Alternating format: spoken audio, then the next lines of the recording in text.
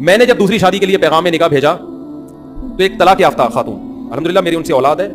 ہم 14 سال ہو گئے, ہماری 13 سال ہو گئے, اچھی زندگی گزر رہی ہے, اللہ اور گزارے. میں گیا, فرمانے لگے کہ آپ کیوں دوسری شادی کر رہے ہیں.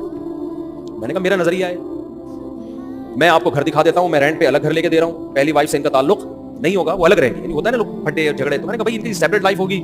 پہلی والی کی الگ لائف, میں الگ گھر لے کے دے رہا ہوں, آپ گھر آ کے دیکھ لیں, لوکیشن دیکھ لیں, اور میرے بارے میں معلومات لے لیں کہ بندہ کوئی چھوٹا موٹا تو نہیں لگاتا, کوئی چرس پر کوئی بھی, وہ آپ کو رائٹ ہے پورا. ویسے بھی چھوٹا لگانے والے آدمی کے چہرے سے ہی پتہ چل جاتا ہے, لیکن ہو سکتا ہے کوئی ڈسٹمپر لگا کے آیا وہ.